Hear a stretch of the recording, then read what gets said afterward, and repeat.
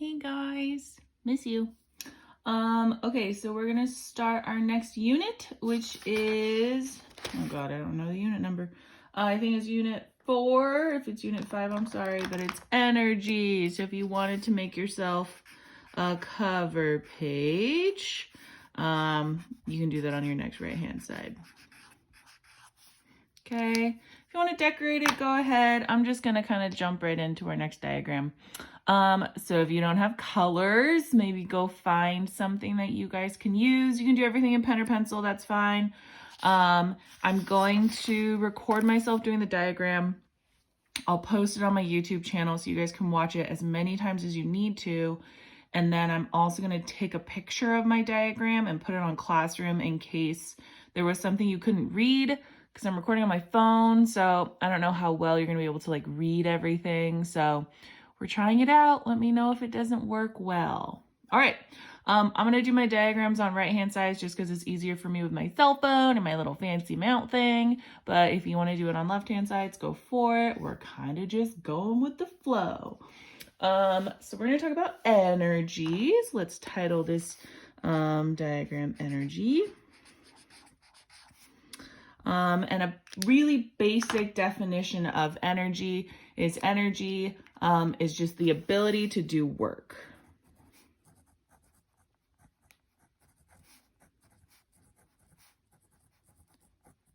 Okay, and work can be defined in many ways. So it could be defined as movement. It could be defined as how we've been talking about like all the cell communication, like sometimes we use ATP to change the shape of proteins. So anything that the cell or a living thing needs to do that requires some input of energy, that is our definition.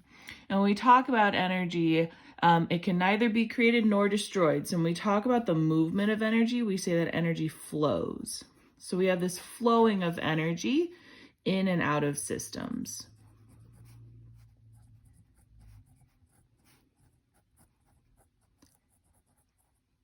And a system can be as small as an organelle. So we can have energy like flowing into and out of mitochondria, but it could also be as large as the Earth. So we can have energy flowing into Earth by the sun, and then we can have energy flowing out of Earth through radiation. Okay, so our first law of thermodynamics, let's kind of just get that fleshed out. Remember, our second law was entropy increases, and our first law of thermo is that energy is neither created nor destroyed, but it can be transformed. So we have all these different forms of energy, and we just kind of transfer between our different forms. We don't create it, we don't destroy it once it's within our system, okay? So energy can neither be created nor destroyed, but can be transformed.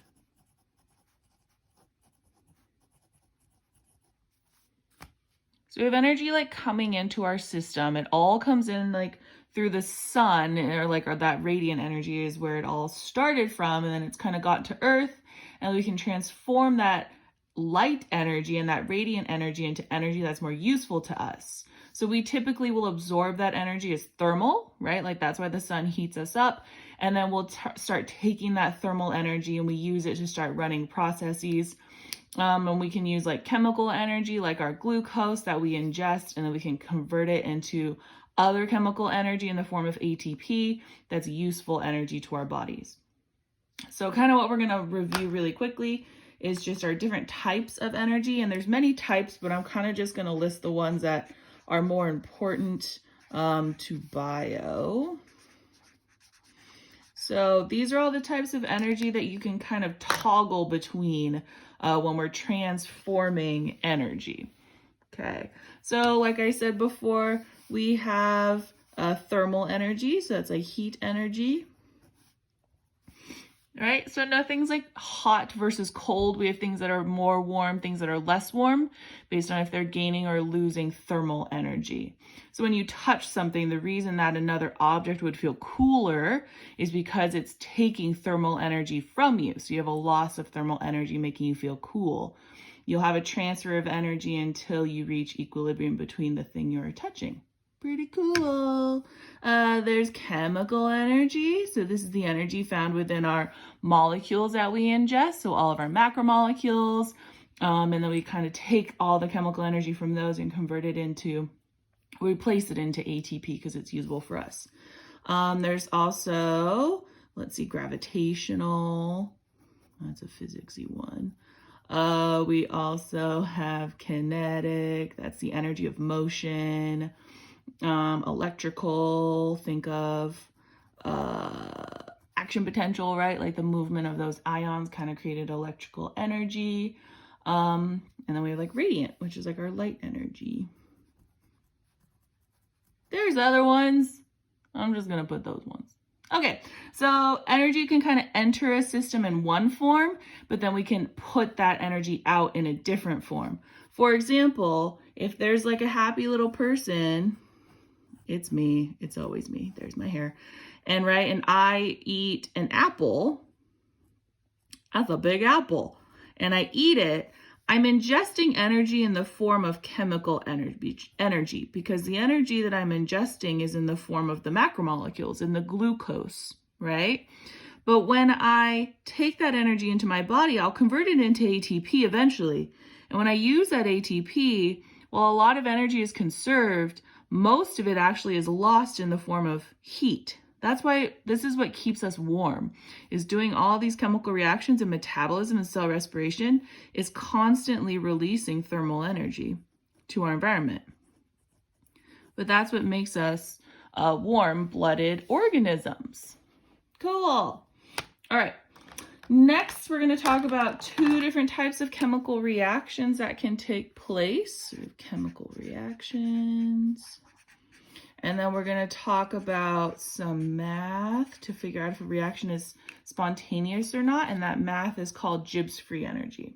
So first, and this should be a review, most definitely from chemistry, saying all your favorite things. So we're going to draw two sets of axes like so. Cool. On the x-axis, you're going to have progress of reaction, so it'll just be time. I'm going to denote reaction as RXN. Is everything really jiggly? My stand is jiggling. Same thing over here, progress of reaction. So just time. Cool. And on the y-axis, we're going to have energy, so an amount of energy. Energy. Jiggle. Cool. All right. So one of these reactions, and I think in chemistry you called them exothermic and endothermic. That's a little more specific. So we're actually going to do exergonic and endergonic, which is just a little bit more broad. It's looking at the total energy of the system, not just the thermal energy of a system. So we're going to draw an exergonic reaction over here on the left. And we're going to draw an endergonic reaction over here on the right. All right, so if we kind of break down our roots, you know that exer or exo always means to exit or to leave a system. So we're going to have a net release of energy, and ender means within. So we're going to have a net input of energy. Wonderful. So for reactions, the products and the reactants hold some inherent amount of energy within them, within their chemical bonds. So for an exergonic reaction, the reason that energy will leave the reaction is because the reactants start out storing more energy than the products will. So their energy levels are already different. With every chemical reaction, there has to be some input of energy to activate this reaction. while a reaction can be spontaneous, so it'll happen naturally, it still needs some amount of energy to cause that reaction to take place. And so we have a little increase in energy. So this is the energy we had to add to the system. And then naturally we'll kind of fall to our products. So over here on the left, we have our reactants. Over here on the right, we have our products. Okay, this amount of energy, so where we kind of started changing our slope and that difference from the energy of our reactants, that's called our activation energy. So it's the energy needed to activate this reaction. And we denote that as E sub A, activation energy. Cool. We have a net release of energy because we started with these really high energy reactants. We ended with those low energy products. So there's going to be a difference in energy that needs to be accounted for. So the difference in the energy of our reactants versus the energy of our products is called our free energy, or our delta G, our change in free energy.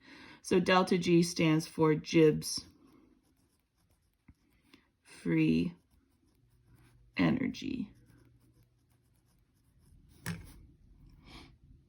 So like we had a release of energy here. So we had a release of free energy, and this energy can now be used to do work. So it's going to be transformed into one of these forms. Typically it's chemical in the organism, and then we can use that to do work throughout our body. So if this was like cell respiration, that means we're taking glucose, which is a really high energy macromolecule, and that glucose gets converted into carbon dioxide and water, which are all really low energy products. And then typically with this equation, we write plus ATP.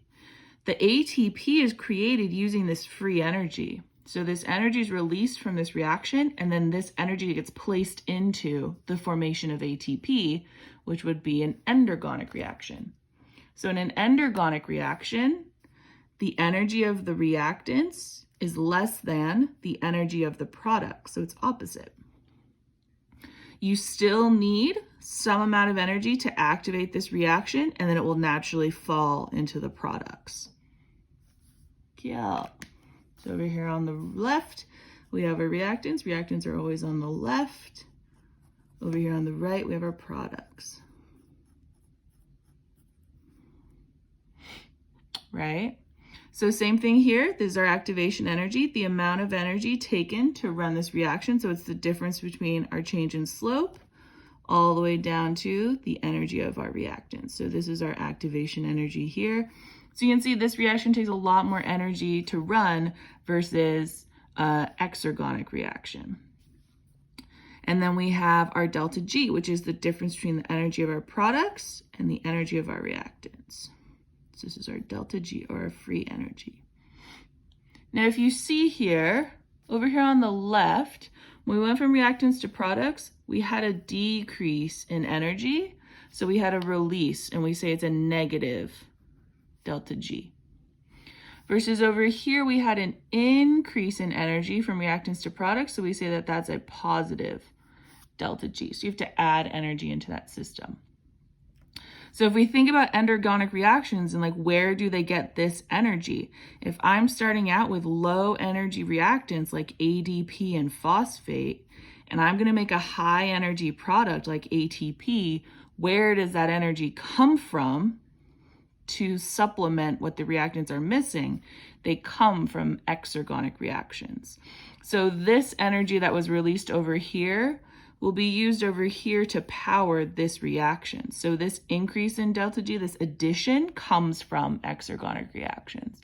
So this is a coupled reaction. We're coupling an exergonic, which releases energy, with an endergonic, which requires energy. And so we're just kind of transferring energy from one molecule to another molecule. We're taking the energy from glucose and we're transferring it into ATP because that's usable energy for humans. Wonderful. Typically, we say an exergonic reaction is catabolic. So you're typically breaking something down, you're catabolizing something. So these are catabolic reactions. And then we say that endergonic reactions are anabolic. They're building something up. That's why anabolic steroids are called anabolic, because they're building up your muscle mass, build up, okay? Catabolic exergonic reactions are typically spontaneous. We'll kind of go over some caveats. And they're spontaneous, meaning their change in Gibbs free energy, their delta G is negative, so it's less than 0. So this negative delta G here, there was a release in energy, making it spontaneous. Anabolic reactions are typically non-spontaneous, and they will have a delta G that is greater than 0 or positive, because they need an input of energy into the system. Cool. All right. That's all for chemical reactions. In my next video, I'm going to go over the Gibbs free energy equation, and then I'm going to go over the ways to kind of like solve the problems, and then I'm going to put practice problems on Classroom for you, and then I'll put a key up, and then during office hours, we can go over any questions you have. All right, miss you guys. Bye.